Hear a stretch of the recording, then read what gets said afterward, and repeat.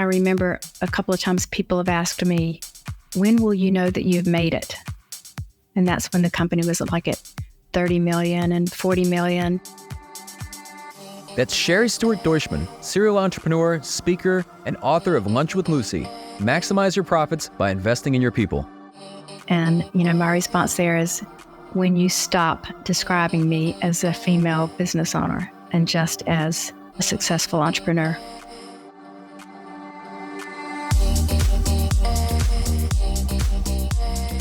I'm Michael Mogill, founder and CEO of CRISP, the nation's #1 law firm growth company. I've built my business through practice, not theory. CRISP started with just $500 to my name and has grown to over 8 figures in revenue over the last few years, earning a spot on the Inc. 500 list of the fastest growing private companies in America. Our approach has been to take everything we've learned about generating massive growth within our own organization and help the country's most ambitious and committed law firm owners do the same for theirs. In each episode of this podcast, I sit down with innovative market leaders from the legal industry and beyond to learn from those who thrive in the face of adversity, challenge the status quo, and define what it means to be a true game changer. Today, we're revisiting one of our most popular episodes from the podcast where I sat down with Sherry to discuss her key findings about maximizing business growth through employee engagement, including the details of a revolutionary profit-sharing program.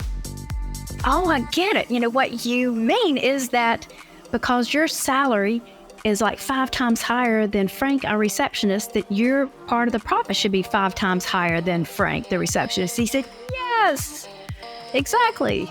And so I had to let him go. That's coming up on the Game Changing Attorney podcast.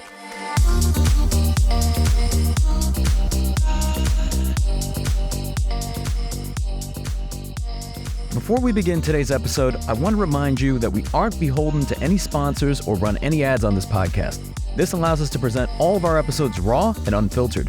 I'm not going to push any made-to-order meal services on you or try to save you any money on your car insurance. That being said, I have one small request. If you receive any value from this podcast, please give it a 5-star review. Pay the fee so we can keep this podcast free. Sherry Stewart Deutschmann built a $40 million company that was named to the Inc. 5000 list of the fastest growing private companies in America for 10 straight years. And she did it by putting her people first. But where did Sherry come from and how did she get to where she is today? There's nothing in my origin story to indicate that I would be where I am right now. I was born into a family of Jehovah's Witnesses and in the mountains of North Carolina. So very sheltered in numerous ways. And Jehovah's Witnesses don't typically encourage an education outside of high school. So I didn't go to college. I only went to high school. And I got married at 18 because that's what Jehovah's Witnesses do often. And had, no formal training of any kind. And so the only work that I could do in those early years was menial tasks. So I cleaned houses for the wealthy people who had homes in my mountain resort town. And I even had a route where my sister and I cleaned gas station bathrooms. Definitely not a very glamorous business, pretty gross. But we charged $5 a stall to run in, scrub the stall down top to bottom, run to the next stall, run back out, run to the next gas station. It was crazy. Maybe today in these times we'd get $20 a stall. I don't know. But I moved to Nashville, Tennessee, divorced my husband at a very early age and was a single mom. So a single mom with no education, no assets, no money, no nothing, and moved to Nashville, Tennessee because I thought that I was a singer. Population 250 in my hometown, I was considered the best singer there. So I moved to Nashville to pursue a career in music. And since I only had cleaning and being a Jehovah's Witness in my background, I went to a Lincoln Mercury dealership here to get my first job selling cars.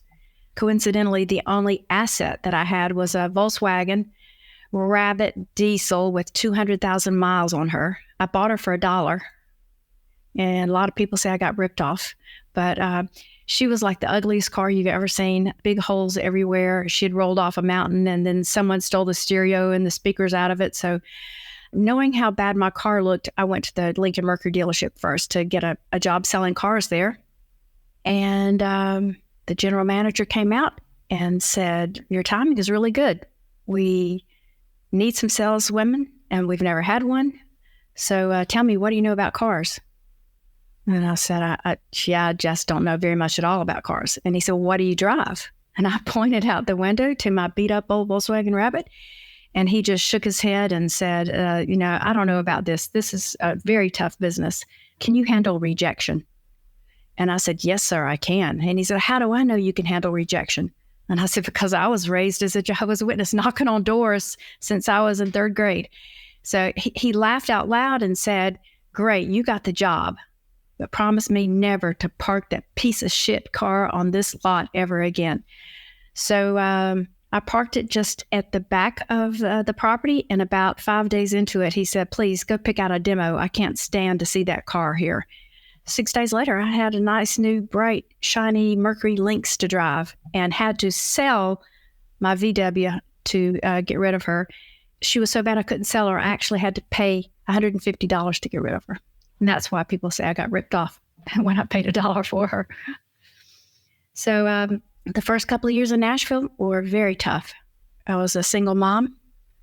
I had no support system in town. I didn't know anyone here in Nashville. And so when times got tough and I didn't have enough money to make ends meet, my daughter and I learned to live without electricity sometimes. So I could pay daycare or I could pay the light bill, but not both. So we went without. There was, a time that my parents came by to visit. Well, they didn't come by to visit. They drove 5 hours to see me. They couldn't call because I didn't have a telephone. So they just showed up and were just aghast that I did not have electricity and that all I had was a cooler over in the kitchen that held my daughter's milk and cheese and basics like that. I just told them we were fine. We just had to, make adjustments. And I told them to look at us. We are totally healthy. We are fine. I think they left me about $200 before they drove back to North Carolina. But those early years, being a single mom in a strange town really set me up, I think, to be a lot more empathetic leader later when I became a leader, so that I cared a lot more about the personal situation of the employees. And that's largely because oftentimes I would be sitting there working for this company and not being able to concentrate on work because I was literally counting pennies to buy gas to go in my tank to get home to go into a hot apartment because I didn't have AC. You mentioned in the book, Lunch with Lucy, so much of this is about investing in your people. And so much of this is about, just that level of empathy that you have there. But did you ever have any formal business education? Did you ever know that was the right way to grow or scale a business? Or did you just feel it was the right thing to do? No, I didn't know anything about business really, but I read a lot. And I had read the book Nuts about Herb Kelleher and how he started Southwest Airlines. And he believed that if he just took great care of the pilots and the flight attendants and the admin people, that they would be happy at work. And when they were happy at work, then the passengers would be happy at work. And that would make a strong airline. He was right. I mean, even to this day, Southwest Airlines has one of the most fabulous stories and so many profitable years because he took that approach. And that really resonated with me. I thought, that's smart. And it's just common sense. Now, you say it's common sense to you, but why is it that so many business leaders struggle with this type of concept? Because obviously, as you've grown your businesses, it's been very much based around transparency and actually investing in people and in sharing in the profits. But it seems that most businesses across America are generally very averse to that. It's just fear and greed. I mean, they're afraid that anything that they give to the employees takes food out of their mouths. And it's just the opposite. I've often told people that my company wasn't successful in spite of all the crazy things that I did to take care of my employees. It was only successful because of those things. And, I try to get entrepreneurs to think about taking care of their employees as an investment, not an expense. It's an investment that will actually and absolutely produce the greatest ROI of any investment you'll make on your business. Now, could you speak to some of the, I guess in quotes, some of the crazy things that you did and how you supported your people? Yeah. Well, first of all, we paid a fair living wage. And I could talk forever about that. I'm really passionate about what that means. Then we helped our employees buy their first home with a gift toward the down payment or closing costs on their first home. We paid for 100% of their medical, dental, disability, and life insurance. And this was before Obamacare. We let all the employees bring their kids and their pets to work.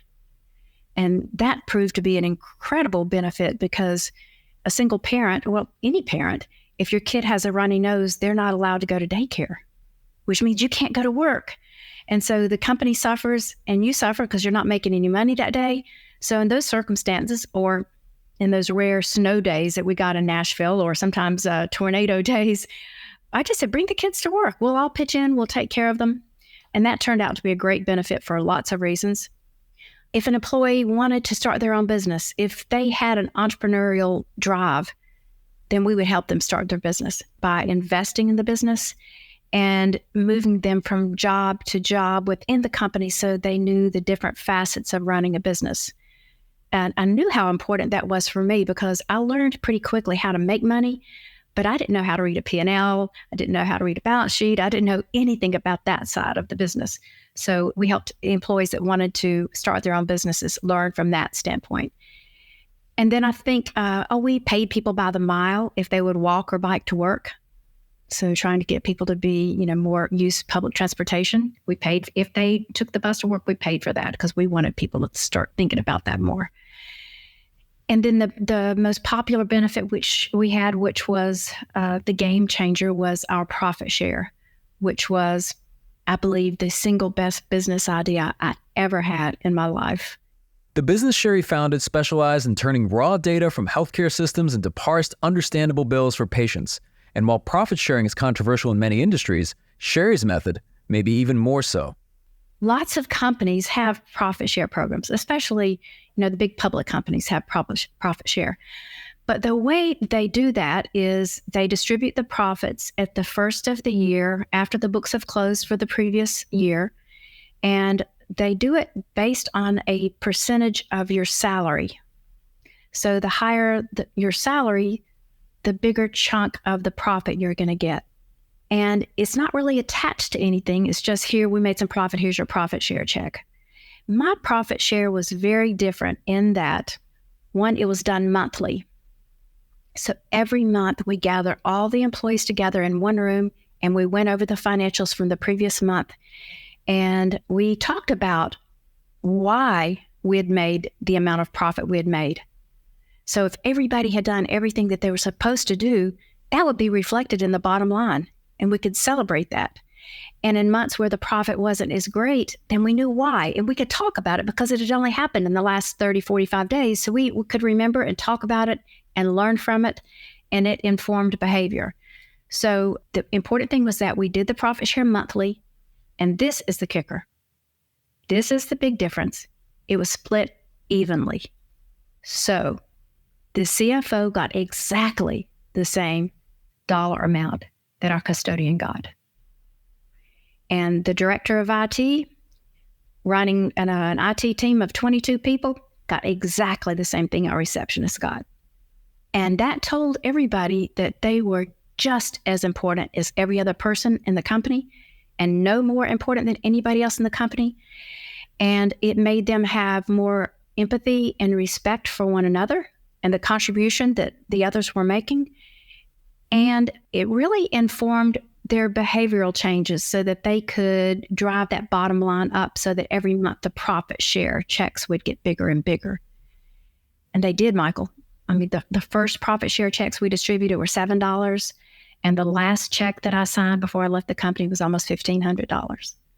So even in those years when it was just $300 or $400 a month, that was a huge bonus to somebody that was making $20, $22 an hour to get that extra chunk of change at the end of the month to go toward their debts or student loans.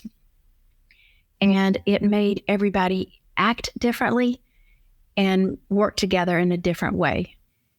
And then importantly, with our profit share, it was a physical check so that I could look each person in the eye and hand them a check and say, look at what we did together. And the pride that I could see on the faces of the employees, knowing that they were valued as the same as everyone else, and that they personally contributed to that number was astonishing. Now, Sherry, there's a lot to unpack here, because I want to address the skeptic. There's going to be somebody who's listening that's going to say, well, Sherry, that worked for you, but it won't work for me or my law firm. Or they'll look at a lot of the benefits and say, well, those benefits are great, but how could I possibly afford to offer benefits like that? I don't have the resources. What would you say to that person? I would say the sooner you start giving your employees skin in the game, the sooner you'll be able to afford that and everything else you want to do, because it really is an investment. And I wish that you could see me now and not just hear me, because I would love to show you that you're investing just 10%, of a pie, that because of that investment makes the pie huge. It makes it possible for you to do so many other things for yourself and for them. And there's so many, not just in the profit share, but in general. There's so many case studies nationwide, big companies and small, that have employee-centric cultures. And the numbers, the financial results of those companies speak for themselves. I think one of the most fabulous examples is Scripps Healthcare in San Diego. I mean, look it up. Their turnaround, they were really in trouble financially. And they had a huge problem with keeping nurses on staff. And because California has a very strict ratio of nursing staff to patient, they were constantly in danger of being shut down because they couldn't keep nurses. So they got a new CEO who said, let's do a survey and see what the employee satisfaction is. And he found out that only 26% of the employees thought that was a good place to work. So he said, let's focus on our employees for a change. And the turnaround that they made over a 1-year period is something for the history books. It is huge. I can't remember the exact figures at the moment, but it was astronomical. Everybody should look it up. And it was simply because he said, I've got to make sure that the employees are happy if I want to have happy patients and help patients get well. And from that point forward, they've been in like the best places to work in the United States for years since then. And I imagine, so when people hear this $40 million number and they hear about the perks and the benefits and the profit share, they say, well, I imagine it would be easy to do that, with a $40 million debt-free organization. But I believe you actually rolled out these perks and benefits right from the onset. I did. And some of them developed, like the perk to help you buy a house. That was later on. The bring the kids thing was later on. It just became a necessity. But we started out with the profit share program, the fair living wage, paying for 100% of the insurance. Those were all things that were core and what we did from day one. Were there any perks that you guys had rolled out that backfired or perhaps didn't work? Yeah, occasionally, we built a gym. We had a little gym, and then we got a new employee who said, that's not a gym, that's a geriatric playground. And he was CrossFit trainer, certified CrossFit guy. And so he had us build out a CrossFit gym. And man, everybody was all over it for a couple of months. And you know what happened. After a while, hardly anybody was using that gym. And so we wasted our money. So I wouldn't do that again. In the early days, we just paid for everybody's gym membership. And I'd be happy to do that again. But building out a gym that's not used was not very smart. And people told me going in that it was not smart, and I didn't listen to them. Well, they say that there's a good way to find out if someone does CrossFit, and they'll always tell you, right? And if they're vegan, and if they are into yoga. That's right. So when we talk about the profit sharing, because I know this has been something obviously very, very unique that you'd rolled out. Were there ever any situations where you had either more senior team members that perhaps responded? Was there any kind of resentment that they would see identical payouts as somebody who had just started with the company? Not so much resentment, but I had a new employee once who came in as the head of the finance department, a very well educated, very smart young man. And after about 6 weeks with the company, he pulled me aside to tell me that he really appreciated my generosity and my naivete, but I didn't really understand how profit share programs were supposed to work. So I said, well, explain it to me then. And he did. And so I said, oh, I get it. What you mean is that because your salary is like 5 times higher than Frank, our receptionist, that your part of the profit should be 5 times higher than Frank, the receptionist. He said, yes, exactly. And so I had to let him go shortly thereafter because it was obvious that he didn't really buy into our culture and that he really did think that he was better than other employees, and he wasn't. And the rest of the time, I didn't get resentment. Unlike a lot of people say, well, you didn't include the salespeople in this, did you? We did. Because I wanted the salespeople, even though they were the most highly paid people in the company, they made more money than I did.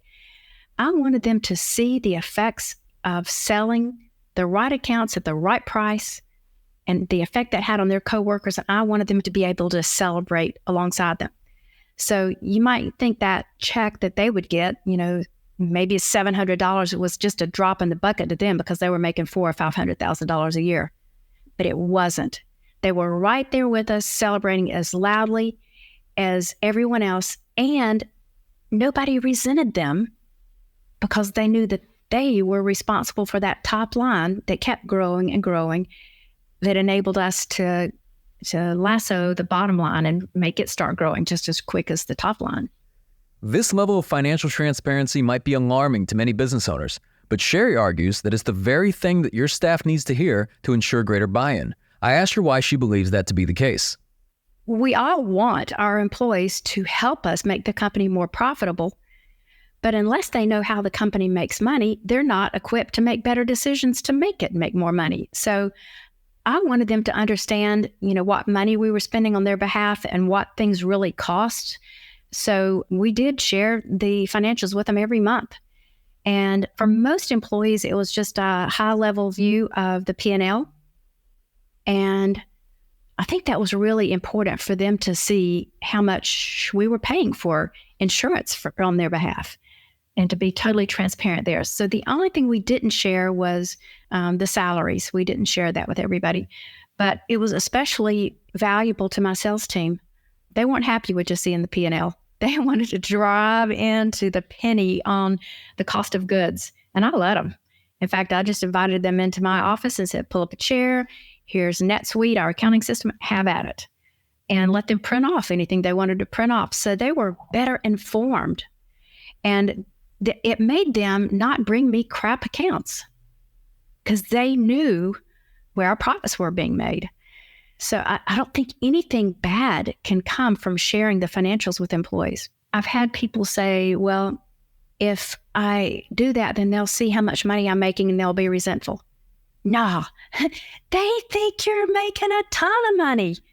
They don't understand how much rent costs and how much insurance is and how much you pay for IT support. They have no idea. And they think you're making a lot more money than you are. And so by sharing the financials with them openly, you'll see that they'll have a little bit of empathy for you and realizing, wow, I know you charge $250 an hour, but so little of that goes to the bottom line because of all these expenses that they haven't considered.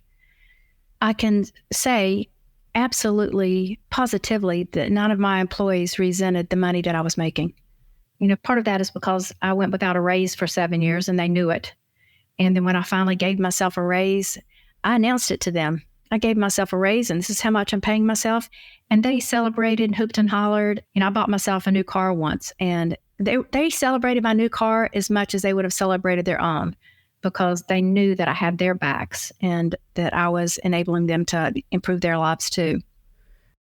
And also for full clarity, because you roll out these incredible perks and the incredible benefits and the profit share, but at the same time, there was still, as you've explained, an expectation that people would perform and that they would do their job, and that ultimately, even though you kind of led with a lot of these perks first, there were people ultimately that if they did not operate in alignment with the values of the organization, wouldn't be there very long. Oh no, they had to be gone. If we, and that was a really cool part of the culture. It made everybody, because of the profit share, it made them only want the best, the cream of the crop working next to them. So when we got new people, they jumped in to help them get up to speed as quick as possible because they wanted them pulling their weight. And so in that way, it really affected behavior. And Sherry, looking big picture, how do you define success? I think success is being able to go to bed at night with a clear conscience, knowing that you've done the best you can do for people around you. And then if you're talking about on a financial basis or anything like that, I remember a couple of times people have asked me, when will you know that you've made it? And that's when the company was like at 30 million and 40 million. And as a woman business owner, when will you know that you've made it?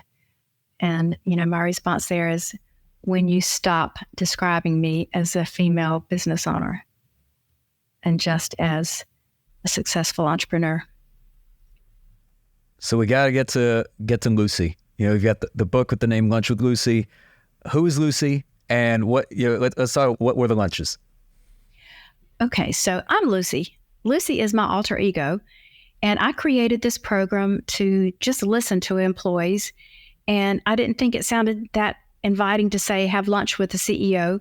So I just created this alter ego, Lucy. I like alliteration. So it was letter, logic, lunch, Lucy. Letter Logic was the name of my company. And on Wednesdays, I reserved my lunch hour for an employee. And they would sign up to have lunch with me. They always chose the restaurant. And they chose whoever else might be with us at the table.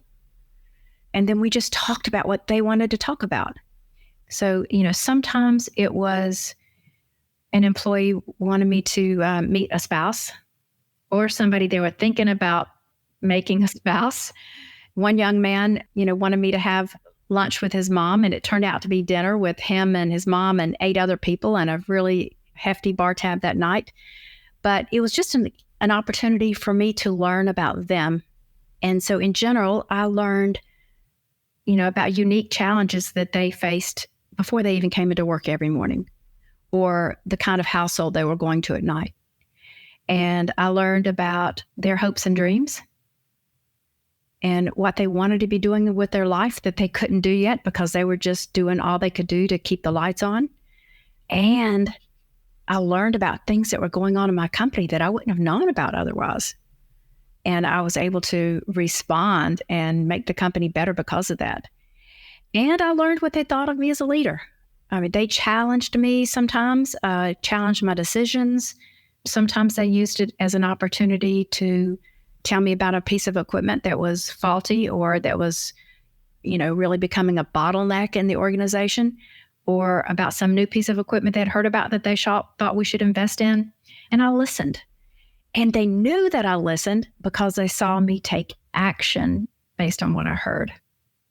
And also every week we published the minutes to our leadership meeting for all the employees to read. And if they had talked to me about a faulty piece of equipment, they knew I listened because they could see that at the very next leadership meeting, I discussed it and we decided what to do. And so that gave them confidence, and that made more employees want to have lunch with Lucy because they saw it as a way to, get things fixed and to be heard. It turned out to be the most valuable time I spent in my company every week. There was no replacement for that. And even now, I sold the company in 2016.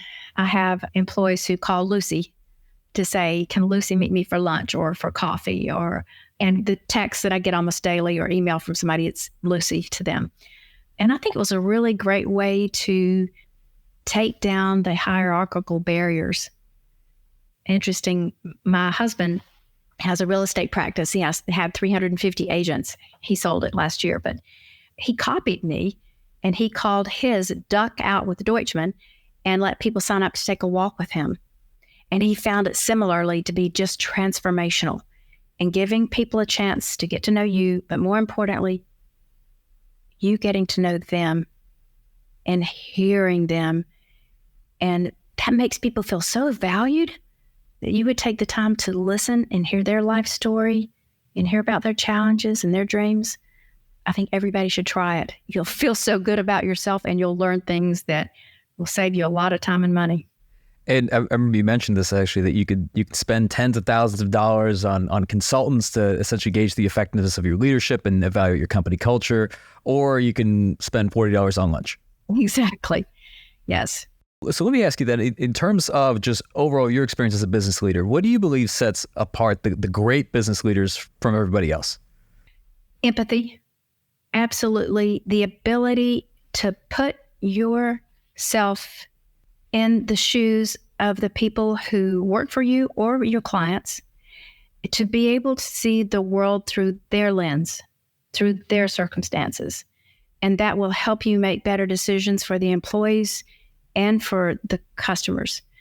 And so I think empathy is the most undervalued trait in leadership these days. After empathy, I think authenticity. And I think authenticity, that idea is kind of overused right now, but just being real with people and removing all of the masks and what people think of us and letting them know who we really are and getting to see who they really are. I had a mentor once who advised me to stop telling people that I didn't have a college education. And she said, they don't need to know that, and I want you to quit doing it. And I tried that for a while, and I felt that my value telling other entrepreneurs or other wannabe entrepreneurs, don't let a lack of education hold you back. Look at what I've done without it, provided a lot more value to the world. And it broke down barriers before they could even start. And speaking of barriers, there's going to be people who listen to this and they're going to hear everything, and they're going to hear about everything from listening to the transparency to sharing to investing in your team, and they'll nod along, but they won't do any of it, right? What do you think is the biggest barrier that holds back a business leader from either putting these things in place or really buying into this concept? Fear and greed. And, it is so short-sighted, because taking care of the people on the front line that are running your business, taking care of them, there can be no negative consequences for that. I mean, there is no downside to taking good care of people. Just being able to put yourself in their shoes and think, what kind of life would I have if I were paid what they are paid? Or if I had the benefits that I'm providing them, could I live on that? Is that a great way to live? And could I really focus? And would I give a damn about my boss and my boss's company? And the answer is going to be no. And that is proven right now with every year Gallup does a study on employee engagement. And right now they're saying that 64% of our employees are disengaged. And you know why they're disengaged? Because they don't believe they matter. And in most cases, they don't matter. And so when you let employees know that they do matter, you care, and that you want to hear what they have to say and you want to act on what they've told you, then they're going to get in the game and they're going to help you build a much stronger company. There is nothing to fear. You're only going to lose out if you don't try this approach. And Sherry, looking back just through your experience with your organization, what percentage of that, let's say growth rate and that success do you believe is attributable to just, let's say, having the right product or service versus the, let's say the right leadership versus the right team versus really this aspect of investing in your team? Like, how much of it do you think actually impacted the growth of the business? It's huge. So we were in a mature market, highly commoditized, and we're able to be not just to grow quick enough to be on the Inc. 5,000 list for 10 straight years, but to be the most expensive in the nation and to still grow at that rate. And it was my job to meet with prospective clients and tell them to their faces that you must know that I don't believe the customer comes first. I mean, who does that? Tells the customer to their face, you don't come first. But we did it. I did it. And then I said, my employees will always come first, and let me explain to you what I do for them. Now, let me explain to you how that is going to translate when it comes to the service you're going to get from us. And I didn't even need to tell them anymore. They got it. They started nodding. So our sales team said that 85% of their sales were what they called culture sales, where the customer chose us because of the culture and didn't mind that we were the most expensive in the nation. They knew they were getting a quality product, and it enabled us to have just a stellar reputation in the industry. And I imagine that also extended to support a lot of the recruiting as well. Oh, absolutely. Everybody wanted to come to work for us. And we're, a relatively small company. When I sold the company at $40 million, there were just 52 employees. They were cream of the crop employees. Now, I don't know how much of this you're able to speak on or maybe even want to speak on, but what happened after you sold the company? Because it seemed like a lot of these principles and values that you had instilled in it during your time there it didn't stay with the organization after you left. I sold the company to private equity in 2016. I was very naive. I didn't understand that private equity is not really interested in building a great company. They're interested in creating a great return on the investment for their investors. That's it. And so they came in just enamored of our culture and our reputation. And the first day that it was their company, it was an all-cash deal. So I told the employees on a Monday, and the following Monday was my last day with them. And the first day that I was not around, they did away with the profit share. And yeah, that added, 10% to the bottom line immediately. But now here we are 4 years later, and I think only 11 or 12 of those original employees are still with them. And the majority left right after that because the culture changed so dramatically. So here we had highly trained, highly incentivized, highly engaged employees who left because suddenly it was just like every other company where you're just a cog in the wheel and not really seen as a human being who contributed to that success of the company. Heartbreaking. Looking back, just any regrets? Of course, regrets. And then, I got out at the right time, probably. Our company had gone through an 18-month history where we quadrupled EBITDA. It was amazing. And so it was the time for us to get the highest multiple. And, I went for that. And at the same time, I had inherited my granddaughter to raise a teenager. So I needed to be there and to be, more available to her. And so, sometimes I wish that I had stayed in the game and continued to grow that business. And that, I think by now we'd probably be at, a couple $100 million. And we were just kind of to the stage of printing money. We were very profitable at that point. So it would have been fun to continue that. Well, and if you could speak to this, that the next business you actually founded was Brain Trust. If you could speak to what that is. Sure. Brain Trust is a peer-to-peer membership for women-owned businesses to help them get to $1 million in revenue. Probably a lot of the listeners are familiar with EO, the Entrepreneurial Organization. And this is similar to that, except that it's for women only. And it's for people to help them get to the $1 million so they can join EO. So there are 13 million women-owned businesses in the U.S., and less than 2% of them ever get to $1 million. Only 5% of male-owned businesses get to $1 million. So through this peer-to-peer interaction, the women help each other, hold each other accountable, help each other overcome obstacles so that they can hit that, coveted benchmark and establish some financial independence and more influence in the community. And then about a year later, so actually, I believe it was this year, in 2020, you released the book, Lunch with Lucy. Why write the book? Heck, every time, I did a lot of speaking. Every time I did, somebody would stand up at the Q&A part and say, you've got to write a book, because there were a lot of obstacles, and lots of interesting stories along the way, bringing in an investor and getting the company ready to sell. I felt like I should, and I knew that our path was very different. This employee-centric business model, I don't think had ever been tried on this scale of making it all just about the employees. So I think it was worthy of a book. And now, having worked with numerous businesses, do you believe that anyone's business is truly different, that they wouldn't benefit from this type of employee-centric approach? No, I think every business of every size can benefit. I think where you would have to tweak the model, especially on the profit share, is instead of the net profit per month, perhaps it's on the net profit per job or per project, or in some businesses that are very seasonal, it might be on percentage of the trailing 12 months profitability. And so the profit being done in arrears, maybe even a year in arrears, but still something to make sure the employees have skin in the game. I'll have to say it 1 million times, there is no better investment. There's no better ROI ever than investing in your employees this way.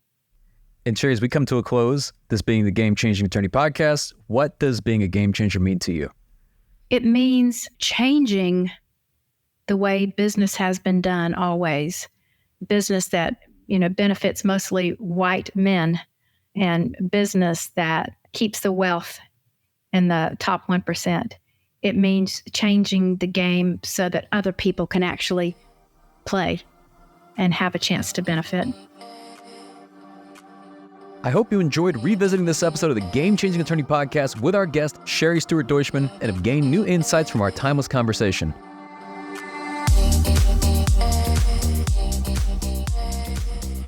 If you found this episode valuable, here are 3 free ways that I can help you grow your law firm. Number 1, download the first chapter of my book absolutely free at GameChangingAttorney.com. Number 2, you can shoot me a text at 404-531-7691 and I'll answer any question that you've got for me. And finally, number 3, if you can leave this podcast a 5-star review, it'll help us gain access to more influential thought leaders and bring their lessons learned here to you. For more information on our interview with Sherry Stewart Deutschmann, see the show notes for this episode in your podcast app or visit legalpodcast.com.